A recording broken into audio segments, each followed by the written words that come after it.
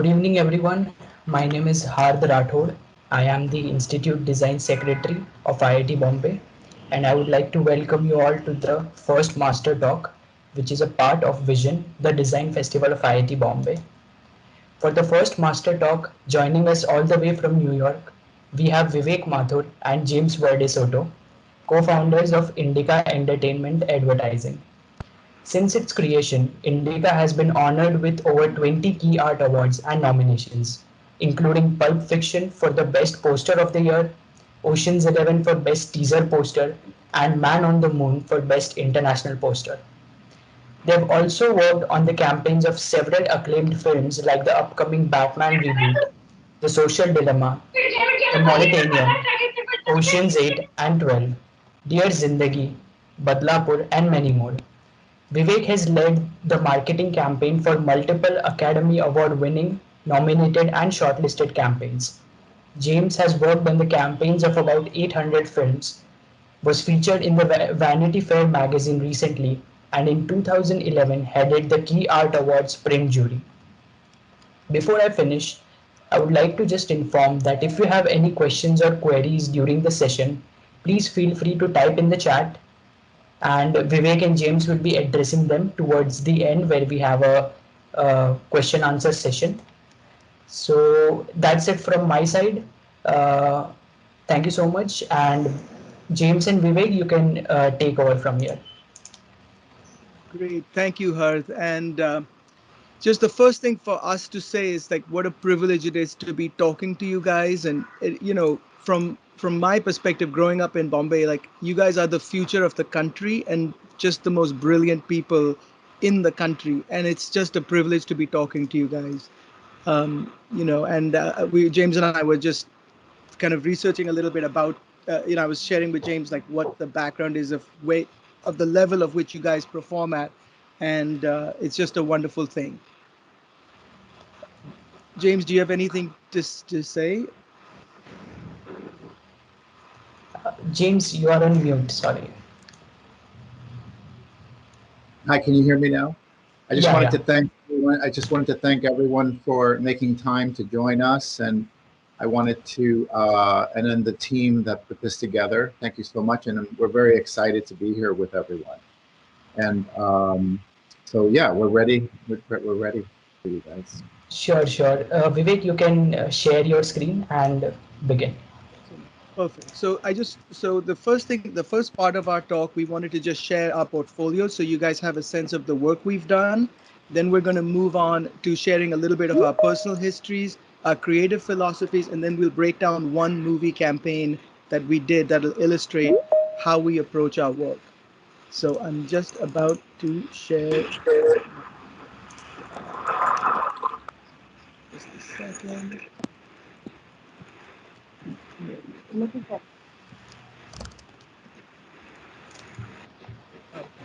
So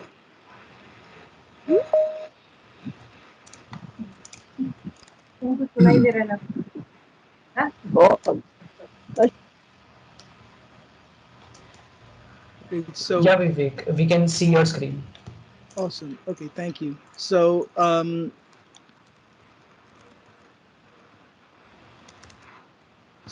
these are some of the campaigns we've done some very recently, like this movie just came out a few weeks ago, and then some go all the way back to the beginning of our firm.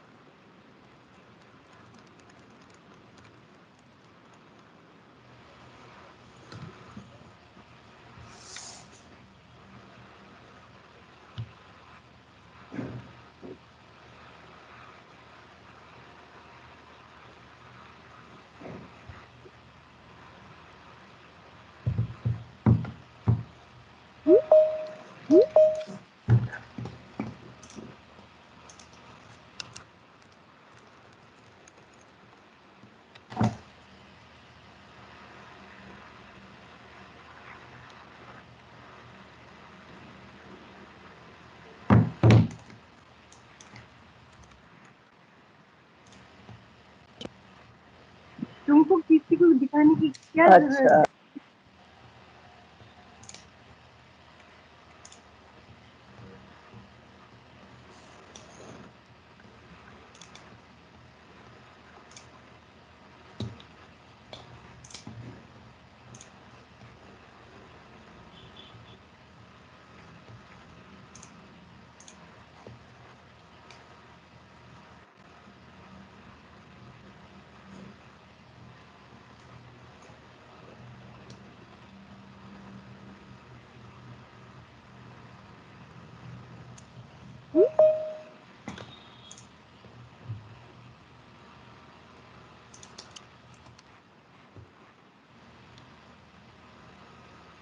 Great. So that's an overview of the work we've done. We've done hundreds of posters, but these are some of them that we had. But even before we started Indika in 1994, James was already a very kind of one of the most important movie poster artists in America at the time.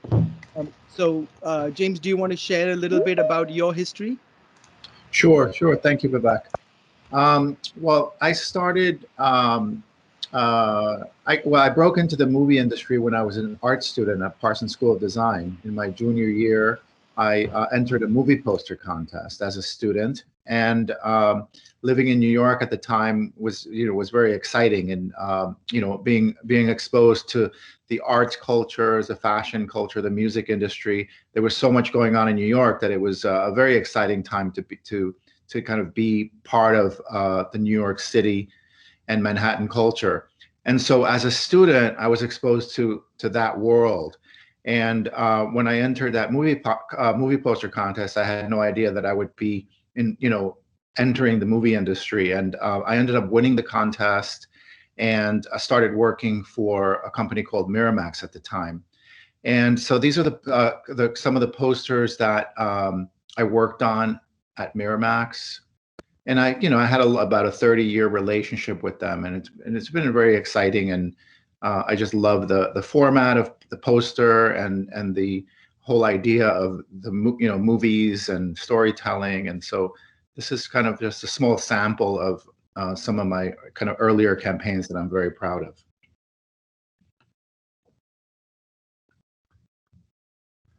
Yeah, so those are kind of the some of the earlier work, and as you can see, I was just playing with a lot of different techniques and photography, graphic design, black and white, color, just experimenting and having and applying everything that I learned in art school into my professional life. So that was just a small sample.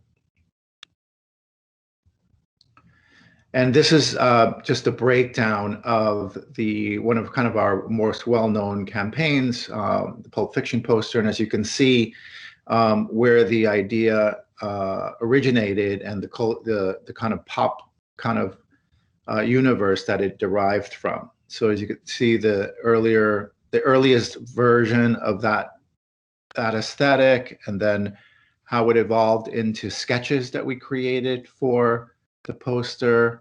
And then part of the history of the movie Pulp Fiction is it comes from a Pulp Fiction a genre in literature of cheap novels that were especially famous in the 50s, 40s, 50s, and a little bit in the 60s in America, that were very much about women who were either criminals, and the men who were like, it was sort of this romanticization of this gangster culture. And that's what Quentin Tarantino had a very this whole movie was based on this kind of romanticization of that subculture. So the movie itself was called Pulp Fiction. So James went into his research when he kind of went into his research and started to study actual Pulp Fiction covers, right? So the first example for Mickey Spillane was like a classic Pulp Fiction cover where they have this sort of femme fatale this woman with a gun who's like in this zone of being this sort of criminal. And then it sort of evolved through a lot of different research. And then when James ended up having the photo shoot with Uma Thurman, he had her actually holding a gun as the idea, and she said, "I'm not going to do that." She refused to be featured with a gun, so we ended up putting the gun on the bed instead, and she was smoking a cigarette instead, because that was what she was willing to do in terms of her as an actress, but the idea from, it's basically how the whole story evolved. Is that fair to say, James? Yes. Great. Okay, so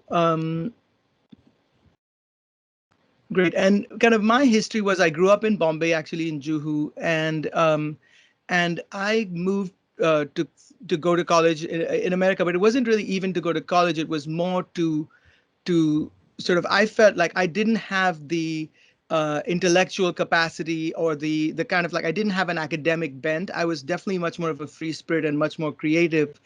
And I kind of recognized that I needed to sort of change my environment. So when I moved to New York, I kind of immersed myself by chance also into the art world, into the design world, into the culture world, and went to college to Parsons School of Design as well. And when I was in college, I had an internship at just a small design studio, but it happened to get Time magazine called it Best of Design 1991 just by chance. And as an intern, it was sort of this it gave me this halo, even though I actually had very little to do with the design itself at the time, but I kind of had this access to other people. And I happened to meet James at a party, and he was like, I'm the creative director at Miramax Films. And I was like, oh, that's amazing. I'm working over here. And it just kind of became this connection of because I was interning at this company, I was like working at this hot company. James was the head of another hot company, and we ended up talking. We're like, oh yeah, one day we'll start working together. And then over the years, it evolved for a couple of years very casually, where when James had a movie that a filmmaker came to him and he couldn't do it because he was working already at a firm and he was not allowed to basically take on outside work. He'd send it over to me. He'd help me do it, and we'd do it together, but sort of on the side. And over the years, it took 2 or 3 years, I think, of working sort of casually to decide that actually was going to be a business. And we named our company Indika, which is weird because being Indian in America is not a bad thing, but we don't only work obviously on Indian films. So the idea of like putting Indika in your title, like where does that? It doesn't make any sense, right? Like why would if you want to make a global film, why would you call it Indika? And it's interesting because like where we come from was like we were in the indie film business. It was a time when old Hollywood, with all their like Columbia and all these Columbia, Universal, Paramount, were doing very badly, and Miramax and these independent films were doing very well. It was a time of this kind of boom in the early 90s of independent cinema, which means cinema that's made by individuals with small budgets with big impacts. And of course, Pulp Fiction is the biggest version of that, but there were many companies that movies that were innovative and complicated, and no studio, they were too conservative, the studios, to make these sort of really fun films. So we were like, all right, indie films, that's what we want to do. We want to focus on indies. And then I remembered from school, Indika was a book written by Megasthenes during Alexander the Great's campaign, towards India. And so one of his generals wrote a book called Indika, and I'm like, all right, this is before the Tata car, by the way, by 10 years or something. But we were like, let's call it Indika. And so that's how the name started, and we started working together, basically James and I. And then first people would say, oh, is this only for Indian films? And then at some point, people just started looking at our work. And obviously with James's past credibility, it was very easy for us to translate, and it became a really fun name for the company. So, anything to add, James, in terms of that phase of our careers? It was a very exciting time to kind of be part of that boom of cinema, and I was very lucky to be able to branch out of working for Miramax and start a new venture. And I think the timing was great for Vivek and I, because I think it just allowed us to kind of boom with this, this like cinema kind of international universe that was also exploding. So it was just like being at the right place at the right time. And that's pretty much. And then part of the values, I think part of the values that we wanted to really espouse when we started the company was very much about art and commerce, because part of our world, we had, you had these commercial movies that were usually especially the artwork was usually terrible, and they were really successful. They made a lot of money, but they were terrible. Then you had these art movies that like 45 people used to see, and they were super boring and super intellectual, and nobody, cared really. And so part of the values I remember that James and I were talking about when we started the company is like, what are the values that we want to espouse? And one of them was just this bringing of art and commerce together. And then the other was creating a nurturing environment. Because as you guys know, as students, like right now, you're in a phase where you're supposed to burn out. You're supposed to reach the end of your capacities in order to reach the levels that you guys have reached. But at some point, what you want to do is sustain and develop your capacities rather than simply use them to the end. And so part of our idea was like, how do you create a sustainable company culture and a creative culture that can last rather than just be a short term, just a flash in the pan. Oh, we worked 45 hours straight, we're falling asleep, and then the next movie comes and you can barely give it any energy because you're completely expended on your previous movie. So part of our whole idea was like, how do we create a sustainable culture where we can actually develop ourselves over time rather than simply cram and cram and cram from one deadline to the next. We weren't always successful because we did a lot of cramming, but our intention was never to just be about that. Anything to add with that, James? No, that's exactly Yeah. how I feel. Yeah. And then the other thing was like the intention of creating longevity in our firm, because one of the things that we've always felt is like there's a lot of companies in our world that come and go. There's a lot of design ideas that come and go, and there's a lot of fashion involved. Especially as you guys will get older, you'll see like suddenly today there's a fashion for, and I don't mean fashion like clothes, I mean like a cultural fashion, right? Where suddenly like independent films was such a big deal. All of a sudden the studios got in on the independent game, and that world changed, right? Because the world keeps changing as you get older. And so part of that was like to create a sustainable world for us, a company that can actually transition very quickly from stage to stage so that we're not just stuck in one idea or one point of view, right? It's not like 1994 Indika and 2021 Indika are completely different because we built that into the fundamental values of the company. We weren't always aware of it, but over time we had to pivot in order to be relevant.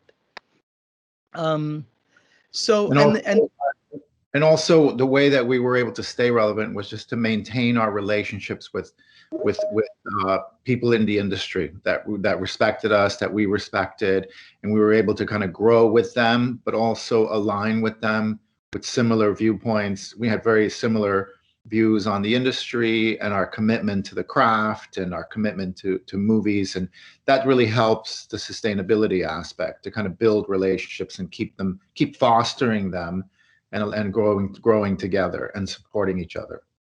And also to leave certain clients, if they were exploitative towards us or if they weren't in nourishing creatively, we left, quote unquote, left money on the table and walked away. Like we were very comfortable. I don't know how, and I don't know why, because now who wouldn't want the money? But the idea was like to really keep our values clear and have sustainable relationships rather than relationships where you're just like, oh, this is about the money, grab whatever you can and move on. Like that world, I mean, we tried it and it didn't work for us because we would get depleted. So it's super important for us creatively to not be depleted, to be constantly regenerative and make sure that the quality of the relationships, and that's also internal as well as external, the quality of the relationships are the source of the creativity and the source of the firm, rather than sort of like we're hot today, we're not hot tomorrow. You have a hit today, then for the next 2 years you're like walking around on a cloud, and then suddenly you're down on earth again, and people are like, oh, your hit is so old and it doesn't matter. It was about not being stuck in that world and being stuck in the world of relationships and recognizing that success comes sort of arbitrarily sometimes. It's not always linear. It's not always like because I'm doing this, I'm going to get a positive result. Sometimes you'll have the best filmmaking teams and you'll have a bad campaign, or the best designers and will still not do the greatest work. And it doesn't make sense. But the idea is not to be stuck in that, to be stuck in relationships and to constantly regenerate. That's sort of the philosophy. And then the last thing before we get into the anatomy of a campaign, I just wanted to share one of the innovations that we had, probably the only design innovation that we've had in almost 30 years now of working, was this idea of abundance and the idea of being able to walk away from good ideas. And so we created accidentally, like what happened is like we do like a comp or a sketch or an idea, and you do one and you think, oh, this is the one. This is spectacular because it took all my energy and it's great. And at some point, we realized that was very limiting, because if I'm attached to something and I'm talking to a filmmaker, or if James is attached and he's talking to a studio, right? All of a sudden, you don't have any power because you can't throw it away. If they don't like it, you're hurt, you're emotionally reduced, right? Because you don't want to do that. So part of our idea was to always work in abundance. And so instead of one, so we have this kind of policy of halving everything. So in every stage, which we're going to share with you right now, on a movie we recently did, you start with double and you throw away half the good ideas at all times. So if you have 25 good ideas, you throw half of them away, right? And then you're left with the rest, and then you throw half of them away again, and then you develop them further, and then you throw half of them away until you have a few good ideas and you know what you're sending. You're not insecure about your idea. You're actually confident about what you have, because you have so many good ideas, and it takes work, but that's extremely worth it, because it helps creatively for you to be an equal with your studio. You're working with Oliver Stone or some big filmmaker, and it's super, you get nervous, like, oh my God, how am I going to, like, show them good stuff? And the whole balance is about making sure you have a lot more. So anything to add with that, James? Well, I think, yes, starting from abundance is important, but I also think part of the what we created as a team is the idea of editing, because I think editing is very important. And I think Vivek has I mean, I love everything more so. I have a more, like, I can make anything work because I feel like innately I'm a problem solver. But I think Vivek has a very keen editing eye, right? And also our team has a very keen editing eye. So part of the editing process is it kind of allows us to kind of like stay moving, move forward and kind of nourish further what we all agree is working, and from a, when you're dealing with like a visual medium, I think the things that stand out and that grab your attention are usually the ones that kind of everyone responds to, right? And so it's really about kind of training that editing kind of, your editing eye. And I think that's something that I think has evolved over the years. And I think Vivek is a kind of a master editor, because he kind of brings a fresh perspective to everything, and kind of is able to kind of, pick and choose, and then with me kind of say, once we agree and our team agrees, then we move forward. So it's it's an exciting process, the editing process, and it's something that I think that you'll see in our kind of an anatomy of a campaign, how it breaks down. Great. Okay, I'll move on to that. So the campaign that we want to do, I don't know if you guys have access to this in India yet, but there's a movie called The Mauritanian that just that was just released, and basically it's stars. So the idea of the movie is basically, it's based on a true story of a man who was in prison without charge by the US government under suspicion of being a 9/11 terrorist.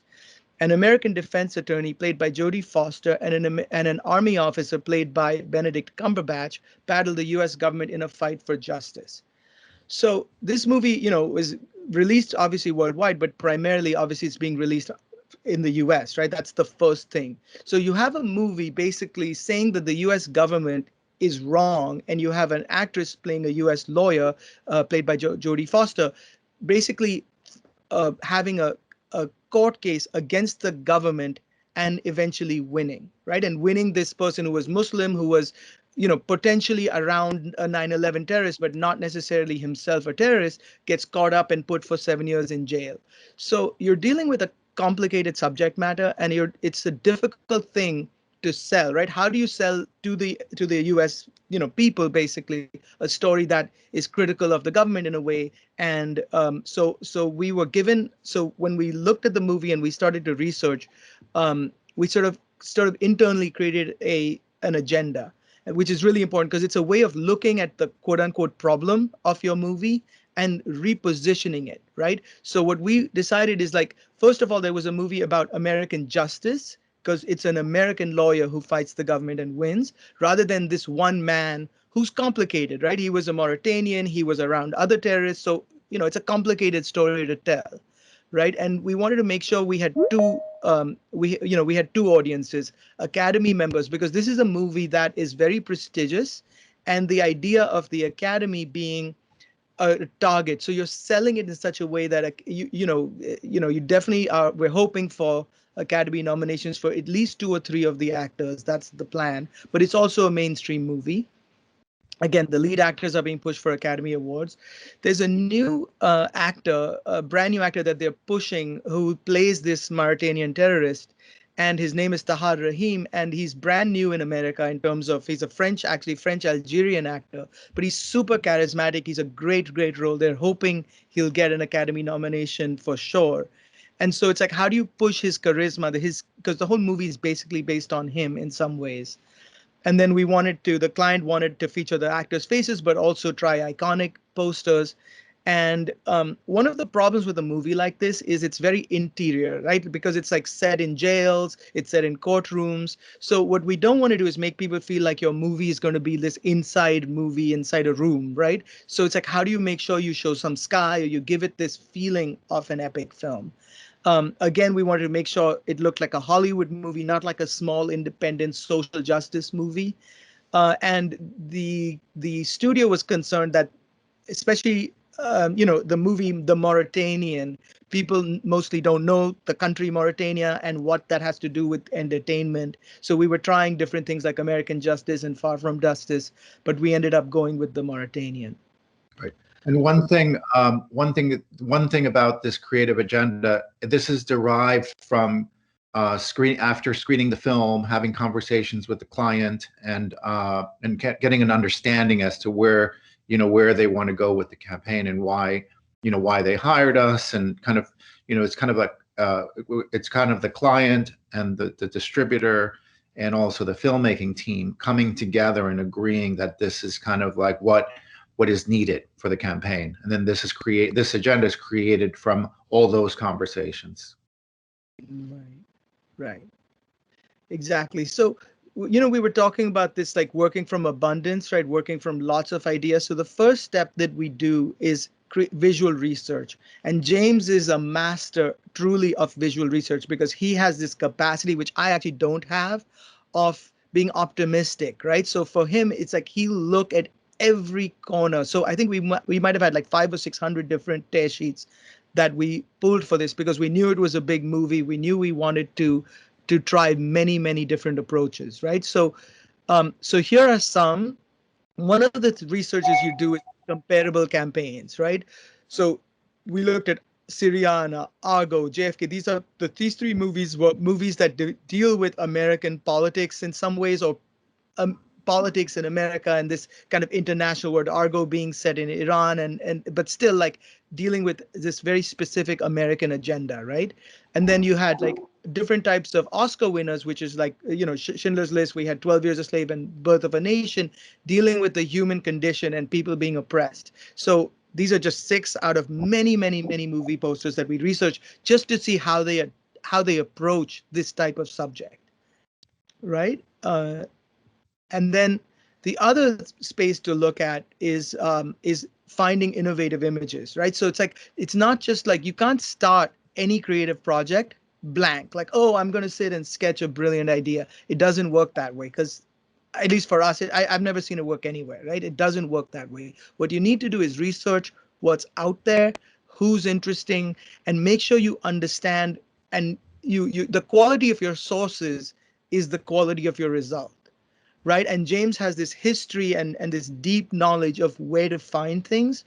The internet makes it easier, but we also have a giant library of books, and it's a lot of it is just searching for interesting images that could somehow evoke evoke the feeling. So like, for example, image number 4 of this, like the American flag as lashes on the back of a prisoner, right? That's the kind of ideas that we found on the internet somewhere and thought, oh, this could represent our movie in theory. Anything you want to add, James, to that? One thing that's also exciting about this stage is that the images that you discover come from many different sources, right? They come from all types of media and art books and historical books and magazines and just things. Sometimes I'm walking down the street and I see something on the floor that strikes an idea, like something that is in a newspaper. So it's kind of an organic process, and as you're a part of it, you're kind of open to things coming to you. And so it's like it's very kind of it evolves and it gets more exciting. And so as you start applying it to your creative, it's part of like a bigger picture always, a bigger kind of like referential kind of universe of what everything you've seen and everything you've experienced kind of starts coming together into what you're creating. Right. And if you look here, even at image number 2, just keep it in mind, because our final poster evokes this image or is inspired by this image somehow, but we didn't know it at the time. Like this is very early in the process.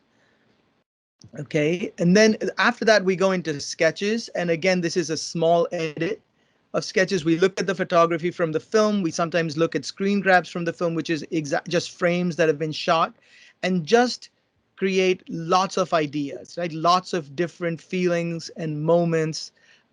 Again, James and other members of our team are super brilliant at this. I'm not at all good at this, so I don't do it. But like we share different skills, and so we have these sketches. And actually, Ethan on our team ended up doing the sketch number 9, I believe that is 8, and that ended up going towards the finish. But it's like different people do different sketches, and again, it's about quantity of sketches, because most of these get thrown out, even though they're brilliant, right? Like if you go back, there's a lot of these that are really, really good. Most of them do not go into the final, even if we like them. The step after that would be rough assemblies. To see if a sketch actually works, you have to try it out. You can't just say, oh, it's a beautiful sketch, so it's going to make a beautiful poster.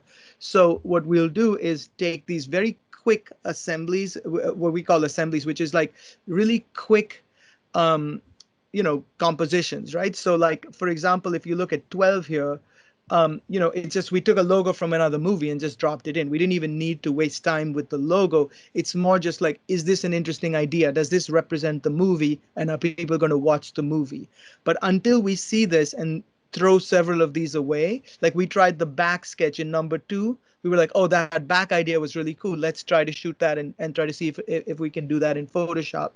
So it's different ways of attempting the same idea. With 8, it was like, oh, how's it going to look like if you have the American flag, but also have it look like a kind of tunnel or a vortex, right? So he's falling through this patriotic American idea, but the actual human being is falling into this tunnel, right? So we're just playing with different visual ideas, right? And again, most of these get thrown away. And then from there, James, you want to add anything to that? At that point, we're still in this kind of like in an abundance of ideas, and usually what moves on to the next stage are kind of images that we all agree are working, that match the client's brief, the client brief, and actually that we're all excited about. So it's really about keeping the momentum of excitement, moving to the next stage. And as the ideas evolve, you can see which are the stronger solutions and which ones kind of fall off the kind of the clarity aspect. Yeah. And also, this is when I start to work really, because I can't do sketches. I don't go there. I go more into the editing, and this is where I really enjoy the process of taking these kind of roughs and then going into the presentation. So our presentation here, so we're going to go through them relatively quickly because there's a few of them, but basically, you also start writing copy sometimes where it's like who defends the indefensible, because obviously if he was really a 9/11 terrorist, he's definitely indefensible, right? And so the idea is like who defends them, who defends, so it's like we play with different kinds of ideas and different types of visuals. Here you have the bars, for example, but it also obviously represents the Twin Towers. So it's playing in that world. Again, different different visuals. Some of them were sketches. This actually ended up going into the final. And again, there's a balance between showing faces and showing iconic images.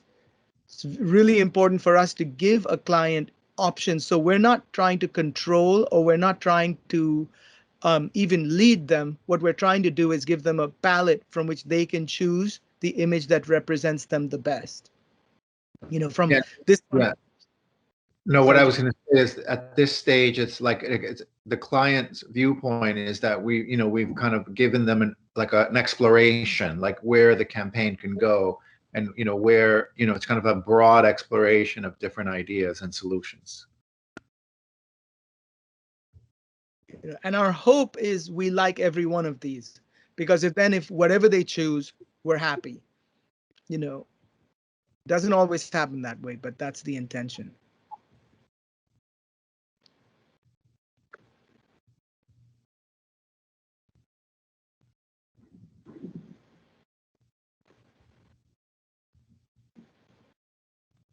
Part of the movie was, because the CIA used to, when she was communicating with the prisoner, the CIA would black out so much of the documents that they would barely be anything to read, right? So we were just playing with that idea of these top secret kind of blacking out of idea of what they call redactions. There were so many redactions in the text that they were barely able to communicate. That was that idea. And then what they ended up choosing was this as the primary poster, again, evoking that image we showed you earlier from Midnight Express.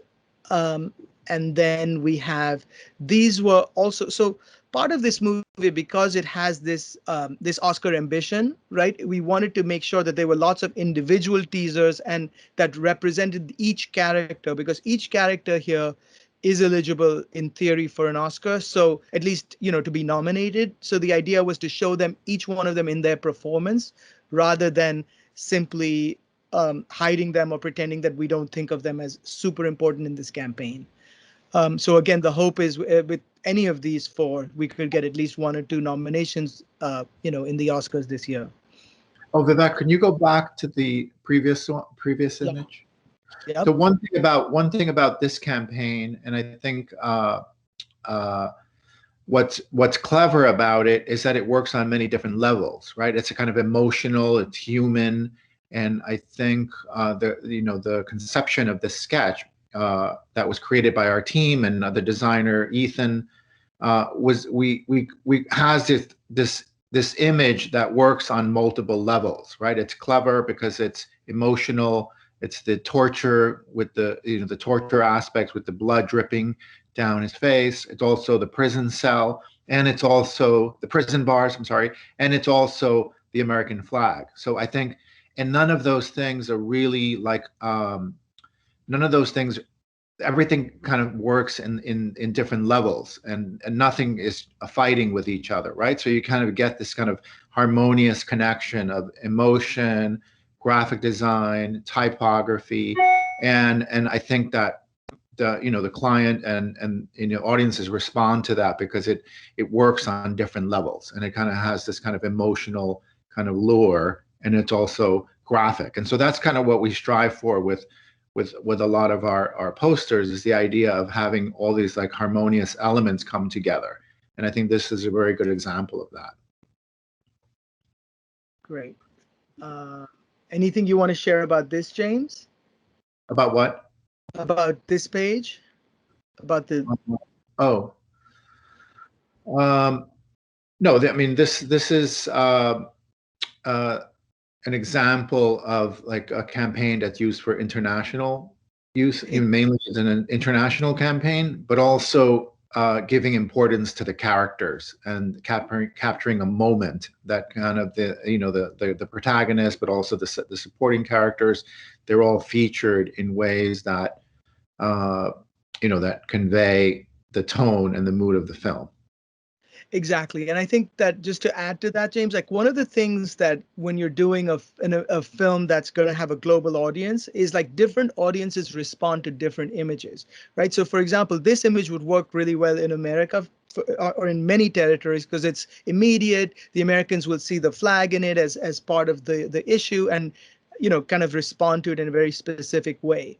But certain other territories, like the image on the left, I believe is for Portugal and for the, it's in Portuguese, right? So basically what they would do is you do the artwork for different territories. So here they want to see the actors' faces because they may not care so much about an image like this because they won't understand the resonance of it in terms of the flag, in terms of things like that. And they want to see their stars' faces. So we'll have to have something which in America, this would be seen, the image one would be seen as a little super commercial in a way that wouldn't represent an Academy film necessarily. So it works in different territories. So often we'll have for different countries, different pieces of art. In this case, we just had two, but sometimes you can have 4 or 5 because certain actors are more famous in different countries or certain imagery works better for different people. So one of the things when we do a presentation like we showed you of all these different images is because they could say, oh, this is great for America, but this is great for France, or this is great for India, or this is great for Brazil. Like it's sort of one of those things where our whole outlook is you're speaking to a global audience because at this point, all of cinema is global. And it's like finding different resonances with different cultures. So that's the that's sort of the broad sort of presentation in terms of the image so far. And I guess one of the things that we wanted to share was like basically how a company like ours is part of a machine and how it's super important to never feel like, oh, I did this art, like, oh, this is Indika's art, we did it, right? Because the input and the collaboration that's involved with a client. So your client could be many different things. It just depends on who takes the lead. But your client could be the studio if they're very, I mean, it's always going to be a studio or whatever the size of the company. So they'll have an agenda. Sometimes you'll have a director who has an agenda. They'll want to say like, this is my movie. I want it to look like this. Sometimes it might even be an actor who specifically has an idea of their career and how they want to be represented. So so there's a lot of like social skills are the most important thing, right? Because you're dealing with so many cooks, like everyone's got something they want to add. Somebody wants to have the name bigger. Somebody wants to show whatever, like you. So part of it is like this being a vessel kind of for consensus and making sure that everybody has a voice, and it isn't about pretending or pushing like, oh, this is the greatest piece of art. Like and that's where with the kind of this abundance idea comes from.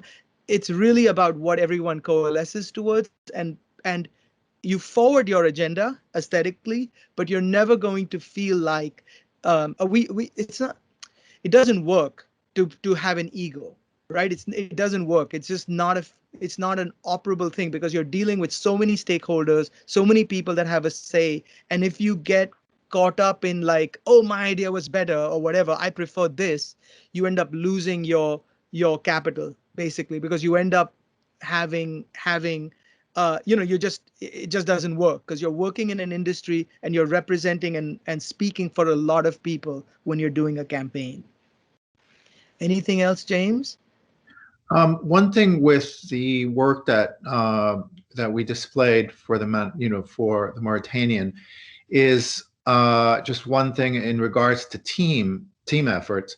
The one thing that is important to point out is that Vivek's editing eye and my kind of research eye is very important, but also like the rest of our team, particularly the people that headed this project, Nathaniel Lopez is brilliant at like digital illustration, right? And typography, and kind of like giving everything life and giving the breath to each image, each image that we work on as a team, but he brings that kind of life to it. So when you see the graphics, when you see the coloring and the photo, the photo styling and the whole look of it, it's really like he's like a huge, that's very integral, right? That kind of like Photoshop mastery.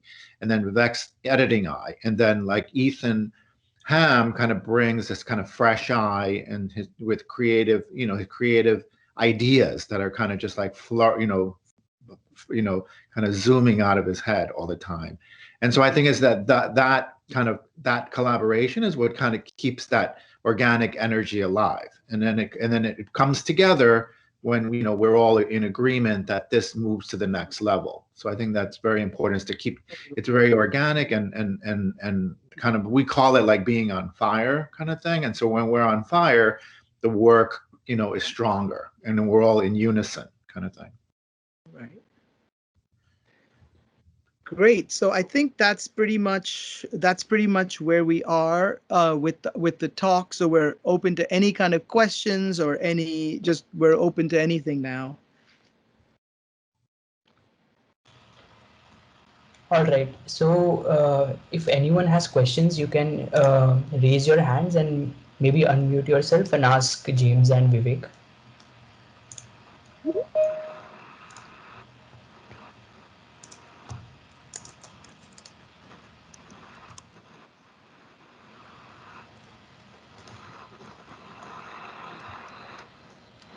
I guess we'll wait for a couple of seconds.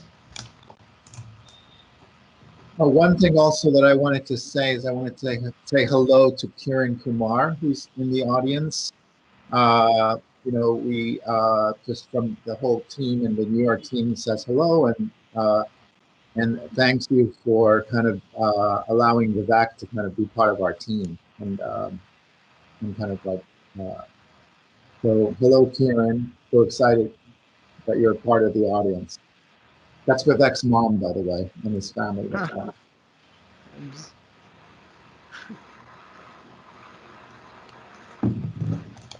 Okay, so Vivek, if you could maybe, since you have many successful campaigns of the Oceans series, so maybe if you could give some insights about how you went through the process from the scratch to the final key art. If you could show some live example, as in screenshots or something, if you have, so it would be nice.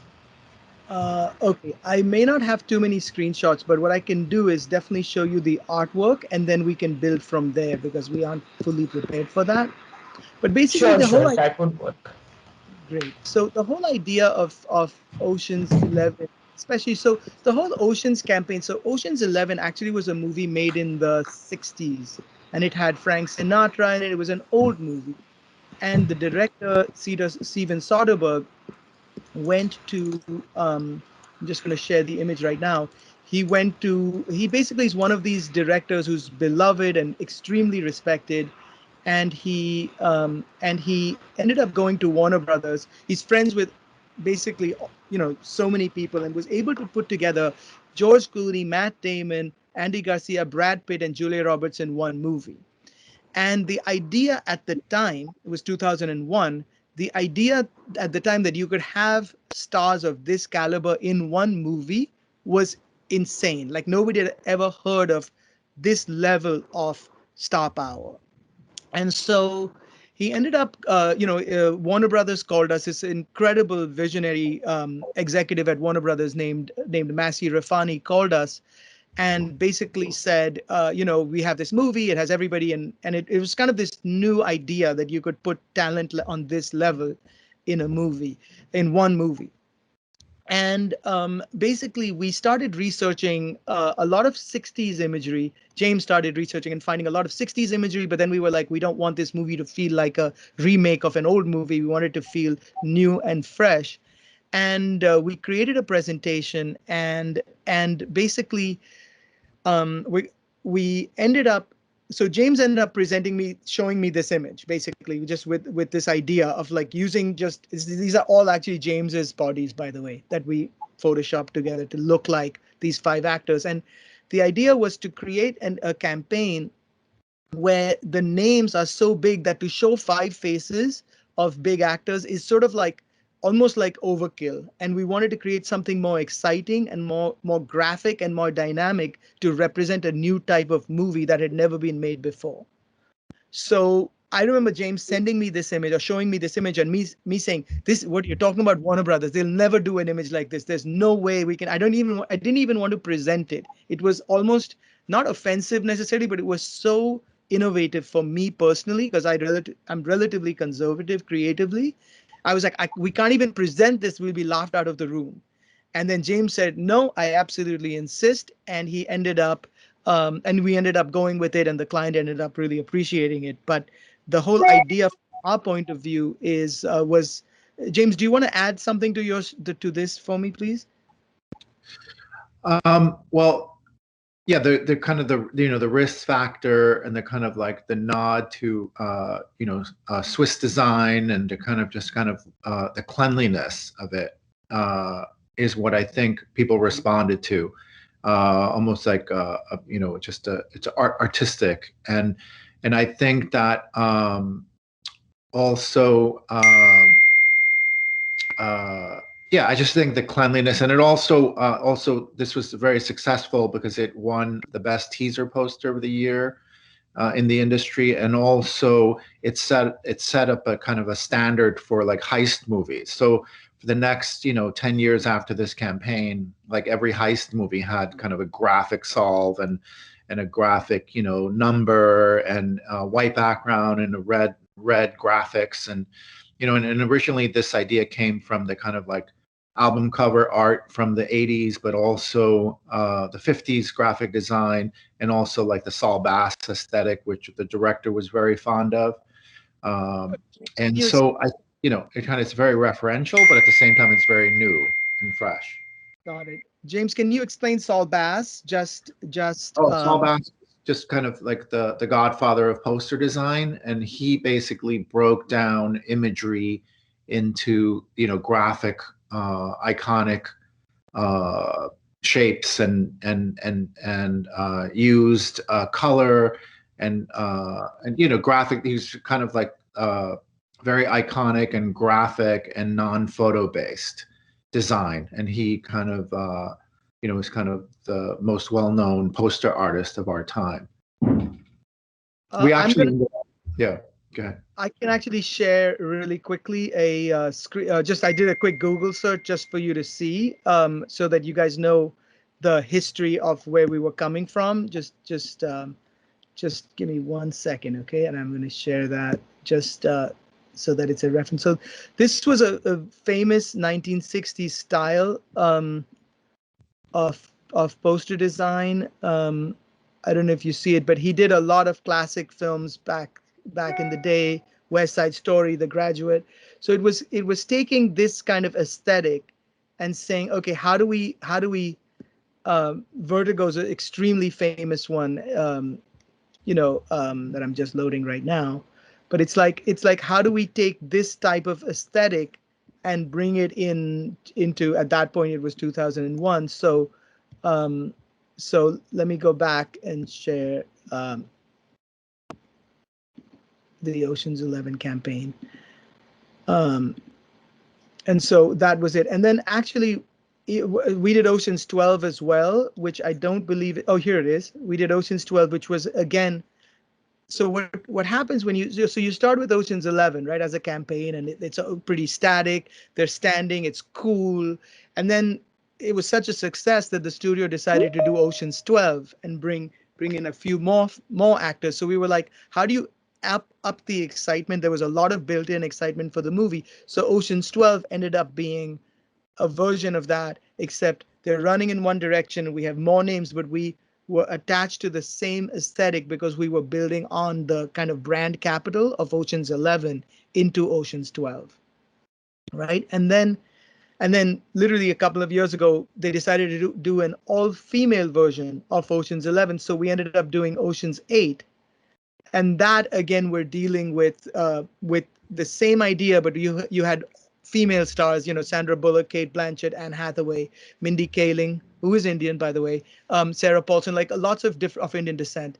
You have a lot of actresses, and Rihanna as well, and we put them into this different world, speaking into the same language of Ocean's 8, of Ocean's 11 and Ocean's 12. But it's just moving away from images. There are other images of Ocean's 8 where the studio kind of was a bit nervous about not showing their faces. So there's lots of art also that exists with their faces, but this was the graphic version of it, speaking to this campaign. Anything to add, James? And one thing also with contemporary advertising is branding is very important. So as you can see, this is kind of like before everyone kind of jumped onto the branding bandwagon. Kind of this is an example of kind of like a client who was ahead of his time, who was able to kind of see how color and kind of aesthetics can drive a whole campaign, right? The color and the branding and the kind of the look and is something that has longevity and is a lot more, becomes more classic than kind of trendy. And I think that this is an example of that. And also in modern movie poster advertising, you have multiple campaigns. So now not only do you have like a poster for America, even in America, there's like 10 to 15 pieces of art that's created just for one movie. So it's kind of to cater to different audiences, and also the online advertising now. So there's like, it's just an expansive kind of visual kind of opportunities for designers. Yeah, for sure. And then part of the other thing I guess I wanted to share, because obviously it's an Indian audience that we're talking about, I think maybe I can share a little bit unrelated to this campaign, but like, let me see where. So I just wanted to talk about like a different campaign, and I think, sort of being Indian, like, so when I moved to America, I was 18, and it was 1990, and the India that I left was an extremely different India than the India that exists now. So we didn't have obviously we didn't have the internet. We barely had phones where you could talk to India. Like it was like super isolated. We were extremely cut off from the rest of the world. And you really felt like you were in an island that was separate from what was happening in London, in New York. Forget countries like Argentina, forget countries like Cambodia, right? We were just extremely isolated as a nation, economically, but also just culturally. Like we didn't have overlap. And so part of what I found extremely exciting going to New York was you'd suddenly be talking, and you talk to an Italian person who's also in New York. You talk to, like, James was born in Ecuador and had a Latin family that lived and immigrated to New York. And then you had people from England, and you had people from South Africa. You had all types of people meeting and all types of cultures meeting. And I think for me, I found that extremely exciting, because it was suddenly like being part of a big world rather than a sort of big country, but one country with one dominant culture. And I think one of the things that we found, part of what happens is when you connect with people from different cultures, you find the best of them, and you end up sort of growing your own personal knowledge of the world, like even between foods, between whatever. And I know with India now, like with the internet and with how you guys of your ages, your world is giant, but our world was much smaller. And so the idea of like working on a campaign like this, for example, which was an Argentinian filmmaker, an Argentinian film team found us sort of socially. I knew somebody who knew somebody, and they said, "Oh, you do movie posters. We have this Argentinian film." And we created a campaign. It was about a young criminal who is sort of a sociopath who just kills for fun. Basically, he's from a good family. He's a good boy. There's nothing wrong with him, except he likes killing people for fun. And he's a real person. It's a biopic. And so part of what our job was is to like take, for me, it was to sort of like really go into, not just me, all of us on our team, we would like to go into that culture, find imagery from the film, and sort of not feel like our own personal backgrounds, whether in my case it's being Indian, whether in James's case it's being American but of Ecuadorian descent, or Nathaniel on this team as well, who was born in Peru but and is an American, and then Ethan, who I think it was before he was on this specific movie, but who just American, white American, grew up in America, like who can put our energies into whichever culture that comes up and work from there rather than from our own kind of personal prejudices. Like the only kind of interest for us is to make a good film, to make a great image, and to be sort of as internationally accessible as possible, rather than to try to have any kind of specific point of view that is about us and our own personal past. If that makes any sense. I don't know if that's helpful, and I don't know if James, you have something to add.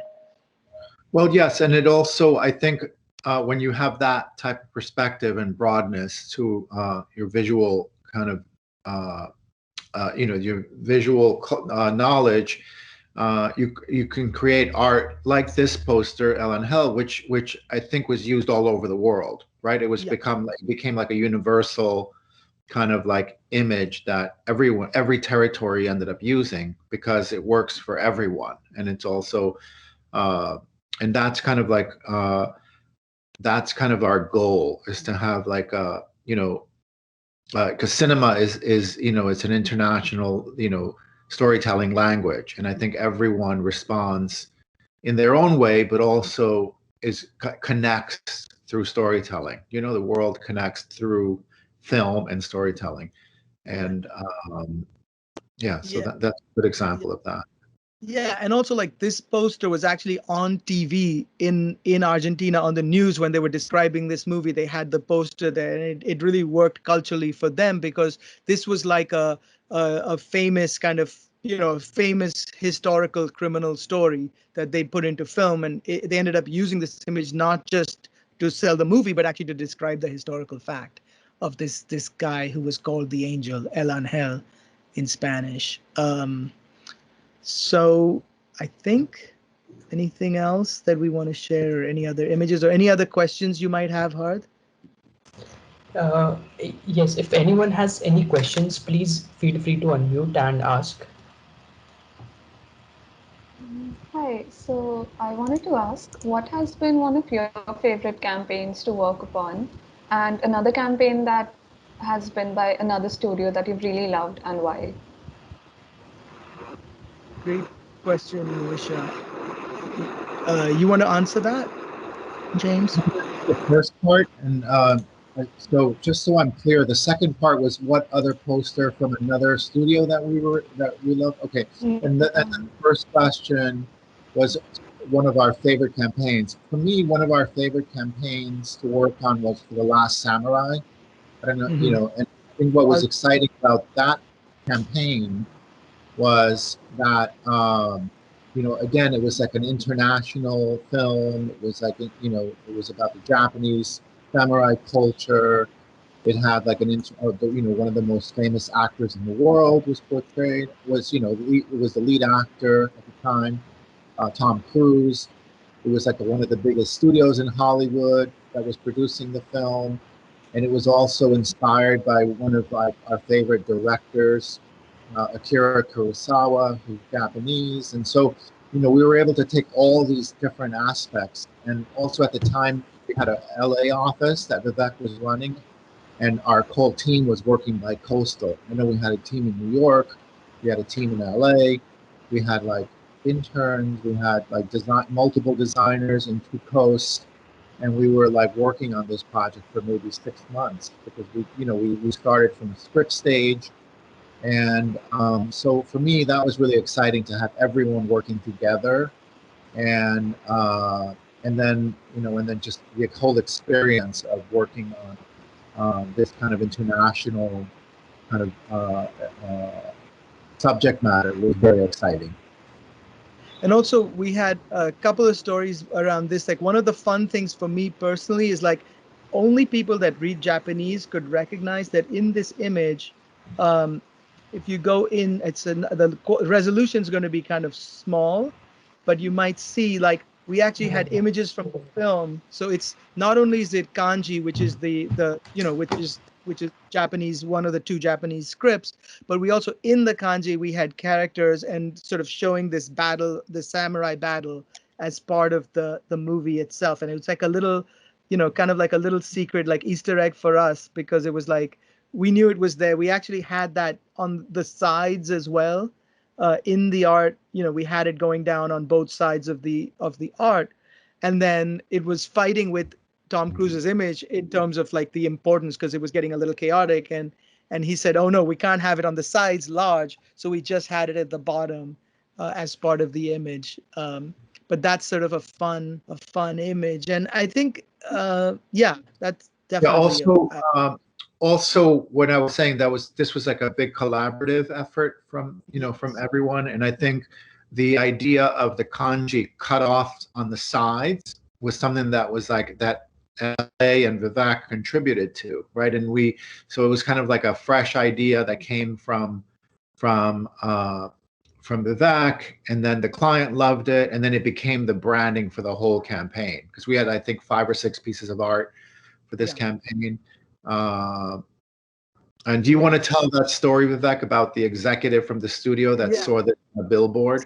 So so this was on billboards, all over LA. LA is a big culture of movie billboards because Hollywood lives there and everyone looks. And the story is like 2 days before the movie was being released, the wife of the studio executive drove down in Beverly Hills or somewhere, some fancy place, drives and sees this poster, like looking at her, and she got scared because she thought, oh, it's too scary, it's too violent. So literally 2 days before the movie was opening, we had to change and do a different version on all the billboards all over LA that were a little bit softer, because we wanted to protect the sensibilities of somebody who thought it was just too much to see the violence in this image. So it was just a fun little anecdote around that. Yeah. And then what about the other question? I guess I can tell you which one was my favorite posters. But my favorite poster that was done by another designer or another company. For me, it was the Silence of the Lambs poster, because I remember walking down the street. I'm sorry, I remember being in a car in some small town on a weekend trip, and from a distance, from maybe 200 feet away, I saw this poster for the Silence of the Lambs in a marquee, and it was so striking, right, from 200 feet away, that I was able to say that really caught my attention, and I kind of like had to get out of the car and go up and see what was that poster, what is this about, why is this so intriguing. And so I actually literally got out of the car, walked 2 blocks, and stared at that poster like I would be, looking at a piece of art in a museum. And that was very exciting, and it really stood out for me. And so for me, this is one of my favorite images of movie poster advertising, because it really drew me and and caught my eye. And I think that's the basic function of a piece of art. And James, what would you say are the qualities that you respond to when you look at an image like this? I know emotionally it's just a brilliant piece of art, but are there any details you like or anything you can share? I think it's just the brilliant use of color, and kind of what draws your eye, like it's a lure kind of thing that kind of like grabs your attention, and the mystery of it kind of, keeps you kind of draws you and kind of lures you in. And then the messaging comes through after. And the color against the stark black and white was, I think, something very powerful. Right. And also like the moth, which isn't directly related to the story, because this movie, I don't know if you guys don't know this movie, it's the movie about a serial killer and Jodie Foster's relationship with the serial killer, and basically uncovering the patterns of, it's just a super dark movie. I'm not going to break down the exact story of it, but it's really intense and dark and scary. And so the idea of using this moth, but and then also having the skull inside the body of the moth, there's so many layers, and there's such an elegance to it that this movie, which is extremely disturbing, gets this kind of packaging that makes it, you know. Yeah, and at the same time, it's very beautiful, right? It's kind of Yeah, haunting and beautiful and mysterious. So I yeah, think it's just multiple levels of, when I was sharing about the Mauritanian poster, it kind of works on so many different levels, but in the basic DNA of the poster is iconic in nature, right? So this is a really good example of iconography and how, simplicity and iconography create impact. right. Got it. What All about right. you, the poster, Uh, Vivek? so we have another question. So in terms of the working, how working for campaigns of an indie movie is different from working for a campaign of a blockbuster or a movie by a very big production house or something like that. Right. So often often they're pretty similar because in a sense our agenda for every movie is to maximize the viewership, right? There's no other real agenda. It's like, how do you make it accessible, interesting, exciting, in every case. Often with a big studio, you have a larger team of people, certainly a larger budget in terms of what can be done and how it can go out into the world. And you certainly have a lot of people that have to weigh in. Like sometimes you'll have 25 people that have to sign off before a poster gets locked. Whereas in an independent film, you'll have a much more you'll be dealing with one or two people. Usually you have sometimes more room to be risky and creative, but your risks and your creativity tend to have a smaller impact because it's a smaller movie. Now rarely you can have a huge impact with a smaller movie. It can happen, but it's more just we try to give every filmmaker and every studio, regardless of their size, the same respect and the same treatment, because for every movie, for them is the most important thing. So we try to be um, as similar. Now, if you're given a bigger budget to work, you'll definitely do a lot more work. You'll have a lot more exploration. You'll have usually more time, and you can throw away more good ideas. So you tend to have a better, a better end product. But the intention is always to give an equal level of respect to every film. Yeah, and also is I think for a smaller film, like an independent film, uh, the you know the budgets, the marketing budgets are a lot smaller, so the poster has to work a lot harder. So the poster is used more as a main tool to get to get exposure for this film. And I think with a Hollywood film or a big studio film, you have the trailer, you have publicity, you have machines that are behind the film. So the poster is less important. It's very important, but for a smaller film, the poster is more important because it has less, you know, uh, visual capital to work with. All right. Also, if it would be nice if you could give some brief timeline of, a project. How long does it take? Does it take 2 to 3 months before the final output, or how does that thing work? Got it. So that's incredibly individual per project because the ideal timeline is about a month realistically, where you have about a week to digest, to digest the information, to watch the movie, to look at all the assets that have been sent, which could be photography, could be a script, could be like whatever, even just different press releases. So we research ideally for about a week the movie itself.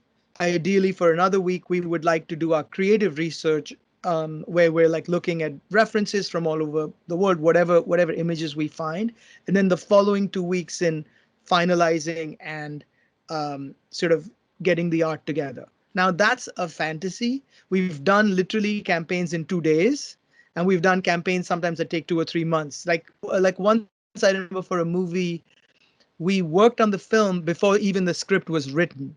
like because the studio had allocated the budget and they knew who the stars were and they knew who the director was before even the script was written. We started working on it. So every film has its own timeline and its own agenda, and different film, so literally, we've I remember on a movie called Erin Brockovich, we were called, Christmas holidays here, almost everybody is off. It's a virtually universal cultural thing here, right? Where everybody's off. From December 23rd roughly to Jan 2nd, everyone is off.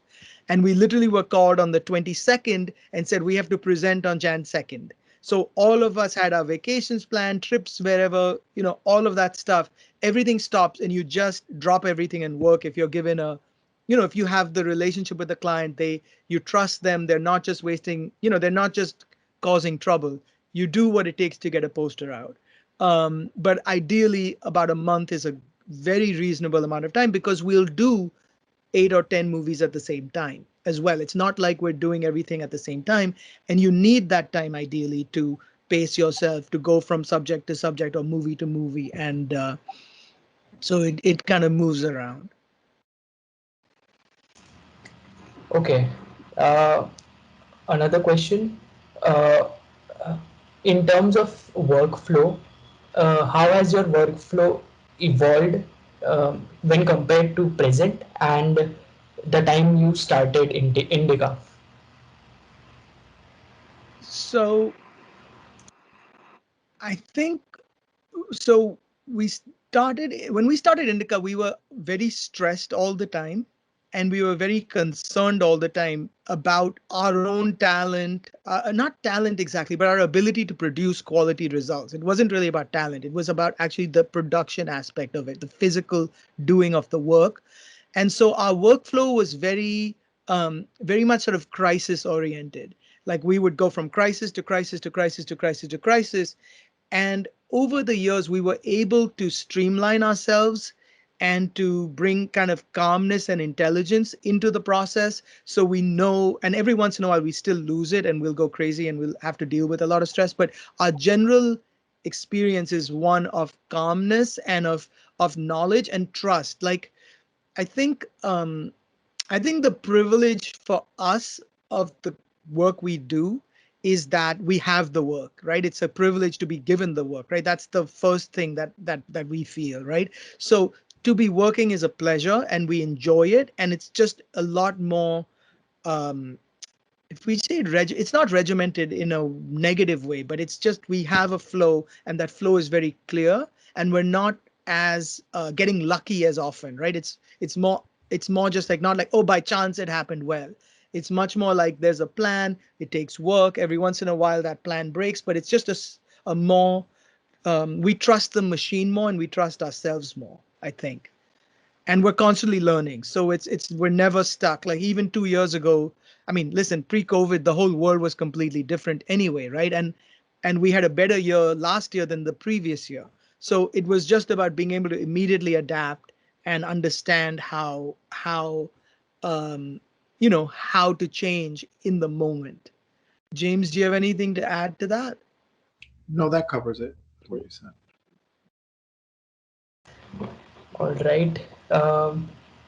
If anyone else has any questions from the audience. Uh, Hello. So I wanted to ask, while working on a project or campaign, how do you deal with creative block? So the question is like, how do you deal with creative block when we're working on a project? Um, you know, and James, you could answer that. I don't feel like we have creative block often, and part of the reason is because I think we, first of all, it's a job, right? It's not optional. Like if you have a deadline or if you have a project, you don't have the option to say I have a creative block, right? We don't have that luxury, right? Because you're part of a machine and you have to deliver. And the formula for us is not pretending that you have the answer. So you can have a block if you think you have the answer, right? But if you don't have the answer and you're searching outside for an answer, right? In your reference, in your research, in your understanding the bigger picture and trusting yourself, like trusting the taste that you have, trusting the choices that you make, but not making it about the pressure on you, right? Because the pressure is not on us. I mean, sometimes we do feel pressure, obviously, but it's not about, we know that you have to trust the bigger system. And the bigger system is if you do your job, if you do the work, you get the results. And by the way, you are all IIT students and you got the results, right? And you did the work and you got the results, right? So it's not like difficult, right? It's not complicated. You just do the work and you get the results. And I think it's the same, whether it's a creative project, whether it's an academic project, it's you're just doing the work and you're looking not at the larger impact of what it means, but in the specific day-to-day small bits, small projects that you kind of work through step by step. You know, you can't do the whole thing, but you can definitely do one bit of it today, and then the next day, and then the next day until it's done. Is that fair, James? Do you want to add something to that? Well, for me, when I deal with creative blocks, is what I end up doing is it's because a lot of blocks come from like going into your head about something and overthinking, or feeling like nervous or kind of like not So I think what I do is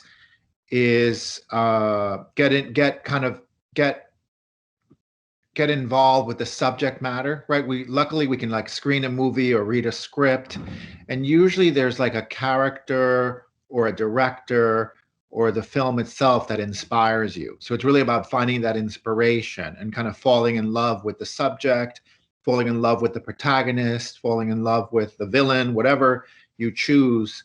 And then that love kind of drives you to kind of like do something outside of yourself. So I think it's really getting out of your head and kind of getting committed to like the bigger picture of something that draws you and excites you, and then kind of gets you out of that block. So you're doing it for the love of something as opposed to the work of it.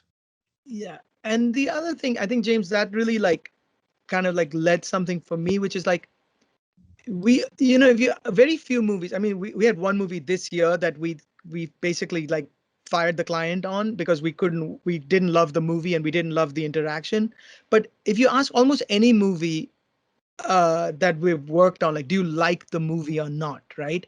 And it's like we love all the movies, and you have to love all the movies, almost like children or something. Like, you find what there is to love and you work with that, so you're not stuck in, and you're not stuck in this judgmental world of like, oh, I don't like this, so I'm suffering through it, or I don't like this type of movie or whatever. Like, if you're going to do it, you naturally have to love it. And I think what James brings to the conversation that's very, very inspiring is he loves all the tear sheets, right? His whole point of view is like, oh, I see something, there's a kernel of something, and I'm looking at it and I'm like, I don't understand what you like about it, right? And sometimes we have to talk about what that might be so that we're in sync about it. But you can't pre-edit yourself. You can't say, oh, I like this and I don't like that. You have to go in loving what your job is, or what your parameters are. You have to love them and then find what there is in it that's inspiring, so you're not stuck you're not rejecting your own work before it's done or before you've finished it. And you also have to know when to cut off and move on, right? So if you do something and it's going terribly, you have to know, like, all right, time to move on. It's not like it's managing both. All right. Thank you for answering that. Last question before we come to the conclusion of the meeting. Uh, both of you have been in the industry for quite a long time. So what I have seen nowadays is that it is more technical as in software oriented things have taken over. So uh, 30 years or 20 years back, how was the process different from what it is now So in terms it's of softwares used or the technology that is used and uh, so forth? right. So like one of the so we 20 years ago used Photoshop, and we still use Photoshop as a primary technology. And I remember like one of our tests for designers, if they were to join our company, would be like a silhouetting test. Like, you have to be able to silhouette a perfectly in order to be a designer, right? To be on our team. And now that's done automatically, right? Literally, you press the thing and you get your silhouettes almost perfect or close enough that the weight, the heavy lifting is done by the machine, right? So on so many levels, it's so much better, so much easier. Even things like stock photography, now you see it online really quickly. It's dirt cheap. You can get as many images as you want. So you have these muscles now through software and automation that you didn't have 20, 30 years ago at all, right? Like you didn't even have computers 30 years ago, right? You had to literally draw out your posters, right? So it's so much better. And I think the quality of art is so much higher now because of the muscles that automation and technology bring to us. But the creative kernels themselves are the same. Is the ideas, the ambitions, the process, that doesn't change. It's just faster. So you can do more, you can do better, you can scale better. But you're not, it's like there's never going to be a time, I don't believe, when you can say, oh, let's automate movie poster making, or well, let's automate creativity, because the point of it is to be sort of rebellious in some ways, to break whatever your algorithm can teach you, right? Whatever that is, it's the opposite of being creative, right? Creative is breaking the algorithm. It's like changing it so that suddenly we're looking at something new. Otherwise, you're just doing something conventional, right? So our whole that part of it cannot be automated, right? It's like or just visually like having a point of view that's distinct can't be automated. It that part is not automatable. What's automatable is how you get there, and that's a treat because we love everything good that helps us is just makes our jobs easier and it's fun. Anything Yes. you want to add, James? Well, I think technology for me is, plays a huge part in what we do, but also I think from like a designer's perspective, I think tools like for me, I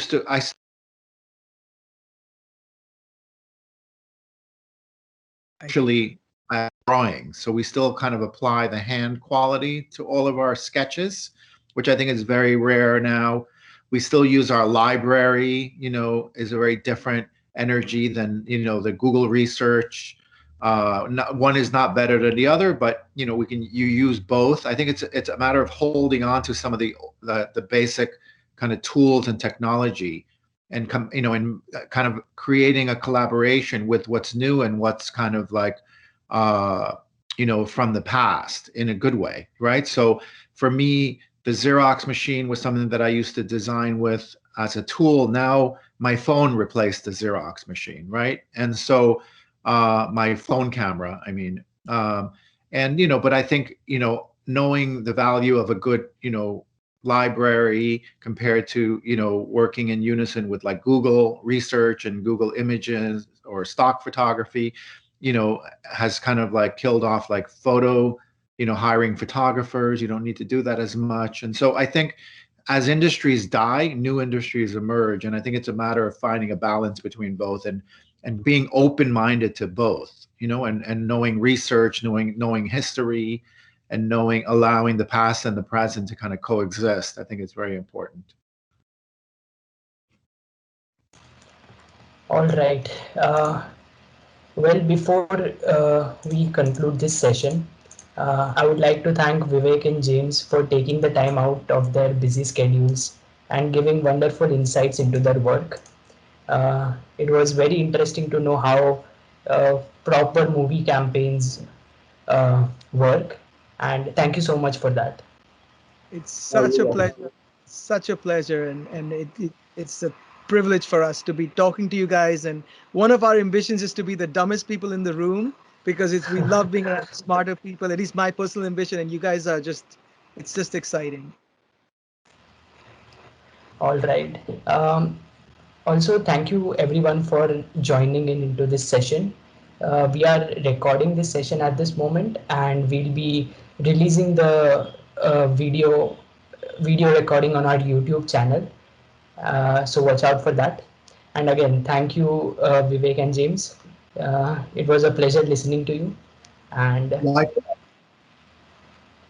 have a great Likewise. day. Thank Thank you you. for. Thank Thank you. Bye. Okay. Bye bye. Stay safe, everyone. Bye.